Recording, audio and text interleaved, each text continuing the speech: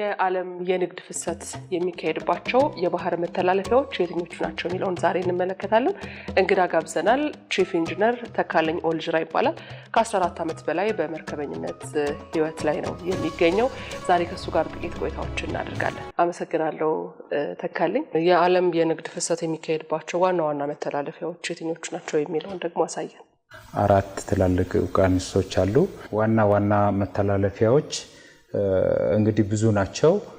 ዩሮፕ አካባቢ በጣም ብዙ መርከቦች ይንቀሳቀሳሉ። በጣም ብዙ የመርከብ ድርጅቶች አሉ።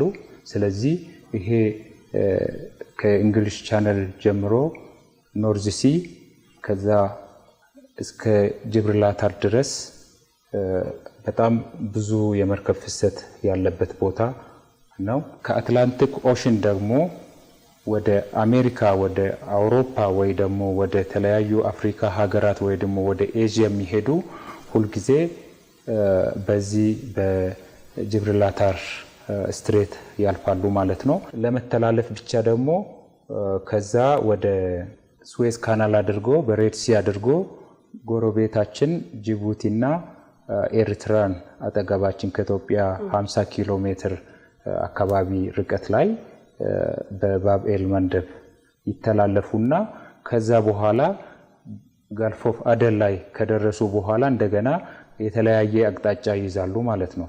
ወደ በሆርሙዝ አድርጎ ፐርሺያን ጋልፍ ውስጥ የሚሄዱ መርከቦች ወደ ሰሜን ይመጡና በፐርሺያን ጋልፍ ውስጥ በሆርሙዝ ሰርጥ አድርጎ ይገባሉ። ወደ ኤዥያ የሚሄዱ ደግሞ በዚህ በኩል ወደዚህ ይመጡና ወደ በኢንዲያን ኦሽን አድርጎ ወደ ኢንዲያ፣ ማይናማር፣ ታይላንድ ወይ ደግሞ እዚህ ጋር በማላካ ስትሬት አድርጎ ወደ ቻይና፣ ወደ ጃፓንና ፋሪስት የሚባሉ የሩቅ ምስራቅ ሀገራት ይሄዳሉ ማለት ነው። ከዛ ባሻገር ደግሞ ወደ በተለይ እዚህ አካባቢ የደህንነት ስጋት ሲኖር እዚህ ጋር ሱንዳ ስትሬት የሚባል አለ ኢንዶኔዥያ ላይ በዛ በኩል ያልፉና በደቡብ አፍሪካ አድርጎ ወደ አውሮፓ ይሄዳሉ። ይሄ ከ8 እስከ 10 ወይም ከዛም በላይ የጉዞ ቀናቶችን ይጨምርባቸዋል ማለት ነው። እስቲ የአፍሪካ ካርታ ላይ ደግሞ እንመልከትና ኢትዮጵያ እንግዲህ ቀደም ሲልም በካርታው ላይ እንደተመለከት ነው እንደምናውቀው በታሪክ ለባህር ቅርብ የሆነች ሀገር ናት። አሁን ደግሞ የባህር በር ይገባኛል የሚለውን ጥያቄ ፍትሃዊ የሆነውን ጥያቄ ያነሳችው የታሪክም የሀቅም ማስረጃ አላትና ኢትዮጵያዊነትም የባህር በር ይገባታል የሚለው ነገር በደንብ የሚያሳይ ይመስለኛል ይሄ ካርታ። እውነት ነው። የሌላ ሀገር ዜጋም ቢሆን ልክ ይሄንን ካርታ ሲያይ ይሄ ምን ተፈጥሮ ነው እንደዚህ የሆነው፣ ለምንድነው ውሃ ጋር ትድረሱ የተባሉት እነዚህ ሰዎች የሚያስብል ነው። ሌላ ቦታ ደግሞ ላሳይሽ እችላለሁ። ኢራቅ እዚህ ጋር ኩዌት አለች፣ በዚህ ጋር ኢራን አለች። እንግዲህ ምን እንደምታክል ማየት ትችያለሽ። ይሄ ማግኘት አለባቸው ተብሎ የተሰጠ ነው የሚመስለው ካርታውን ሳየው። በተመሳሳይ መልኩ እዚህ ጋር ዲሞክራቲክ ሪፐብሊክ ኮንጎ መሃል ላይ ነው ያለችው።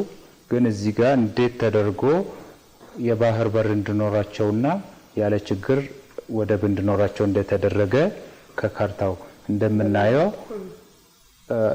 ፍትህን ለማስፈን የተደረገ ነው የሚመስለው ማለት ነው። ስለዚህ እዚህ ጋር ደግሞ የኢትዮጵያን ጉዳይ ስታይ ፍትህ እንደተነፈግን ነው የሚያሳየው። አጠገብ እያለን በፊት የኛ ሆኖ ሳለ ምንም ባህር በር አይገባችሁም እናንተ ተብለን ሁሉም ነገር ጠቅልሎ ወስዶ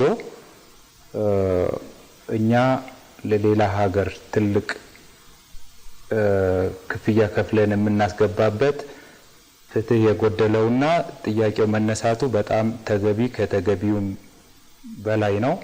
አሁን ኢትዮጵያ እያነሳች ያለችው በጣም ፍትሃዊ ጥያቄ መሆን ያለበትና የሚገባን ነገር ስለሆነ በመላው የኢትዮጵያ ሕዝብ መደገፍ ያለበት ሀሳብ ነው ብዬ አምናለሁ።